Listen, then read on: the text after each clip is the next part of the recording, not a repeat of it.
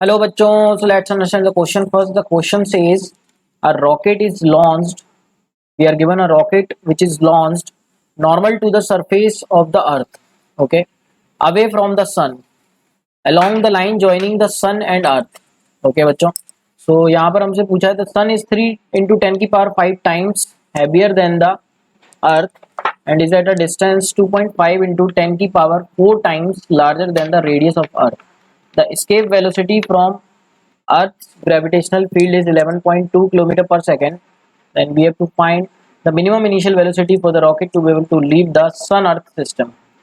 तो बच्चों यहाँ पर ये हमारा अर्थ है इस तरीके से, दिस इज अर्थ, और ये हमारा सन है, काफ़ी दूर है सन, तो इस तरीके से हम ले सकते हैं this is sun and this is अर्थ।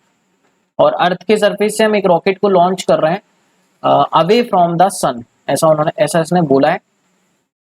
ठीक है बच्चों, अवे फ्रॉम द सन मतलब सन से दूर, और सन 3 into 10 की पावर 5 टाइम्स हैवियर दे रखा है बच्चों हमको as compared to the earth. इसका मतलब क्या है कि अगर अर्थ का मास हम m ले रहे हैं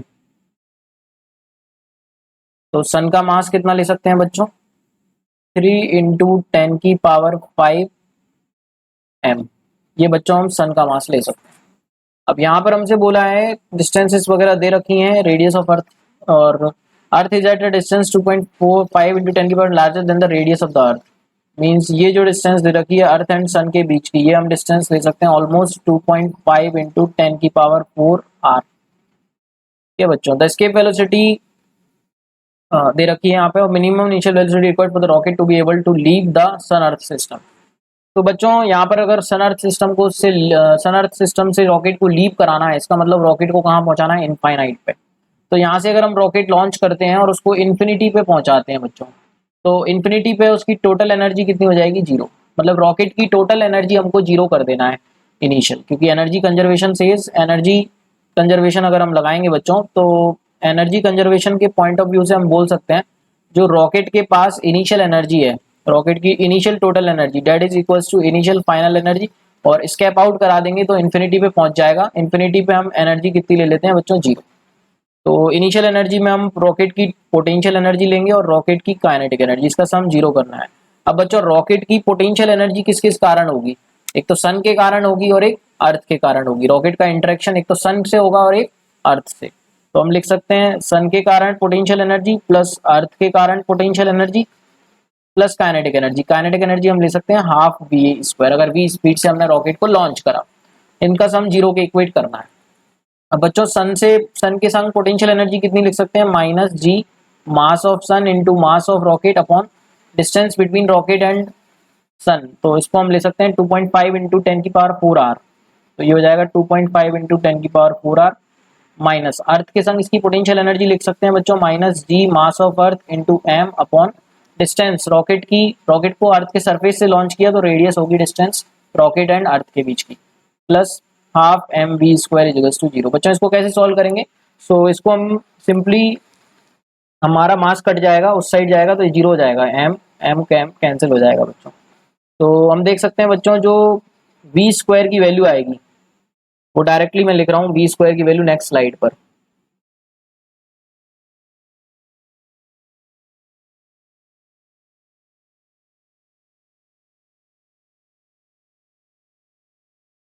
तो बच्चों वी स्क्वायर की वैल्यू कितनी आएगी, टू भी उधर चला जाएगा हमारा, तो -2 GMS। वी स्क्वायर की वैल्यू आएगी -2 GMS अपॉन डिस्टेंस कितनी है बच्चों 2.5 into 10 की पावर 4 आर।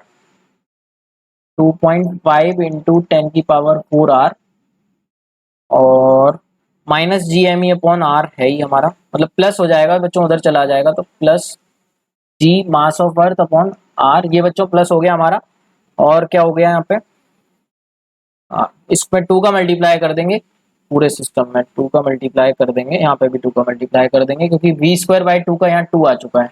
तो ये बन गया बच्चों हमारा। अब बच्चों यहाँ पे कॉमन क्या आ रहा है, मास ऑफ सन हमको दे रखा है कितने टाइम्स, 3 into 10 की power 5 times date of mass of अर्थ। तो इसको कितना लिख सकते हैं, 2G into 3 into 10 की power 5। 10⁵ times of mass of earth upon 2.5 into 10⁴ r plus 2 G m e upon r. तो बच्चों G m e upon r common ले लेंगे, अगर हम G mass of earth upon radius of earth common ले लेंगे तो कितना बनेगा ये, G mass of earth and radius of earth common ले लिया तो ये बनेगा 2 into 3 6, 6 into 10⁵ upon 2.5 into 10⁴ plus यहाँ बच जाएगा बच्चों 2। तो ये कितना आएगा 10⁵ से 4 10 टाइम्स एंड ये बच्चा 10 यहाँ चला गया इसका, तो ये 5 5 जा 25, 5 2 जा 10, तो 24 बना, ये 24 प्लस 2 26, तो ये बना बच्चों 26 G m e upon r. तो यहाँ पर 26 G m e upon r बना बच्चों, तो V कितना हो जाएगा √26 G m e upon r. अब बच्चों √G m e upon r की वैल्यू कितनी होती है, अगर हम बात करें 2 G m e upon r तो इसकी वैल्यू होती है अप्रॉक्स 11.2 किलोमीटर पर सेकेंड में। अगर हम बात करें तो अगर हम इसको लिखें तो इसको हम लिख सकते हैं √13 into √2 G m e upon r. ठीक है बच्चों, तो ये हो जाएगा approx √13 into 11.2 kilometre per second. तो बच्चों ये वैल्यू हमारी अप्रॉक्स आएगी 42 किलोमीटर पर सेकेंड। तो उसने बोला है क्लोजेस्ट वैल्यू बताओ, तो क्लोजेस्ट वैल्यू 42 ही आ रही है हमारी। तो बच्चों अप्रॉक्स लेने के बाद हम बोल सकते हैं 42 किलोमीटर पर सेकेंड। यहाँ पे हम सॉल्व भी करके देखेंगे तो √13 हमारा 3.4 के समथिंग 3.6 के समथिंग आएगा, है ना बच्चों। 3.6 इंटू 11.2 करेंगे तो ये वैल्यू 40 के क्लोज आएगी बच्चों। तो 40 के क्लोज 42 ऑप्शन हम ले सकते हैं यहाँ पे। तो 42 किलोमीटर पर second is the correct answer. I hope you got the answer. Thank you so much and all the very best.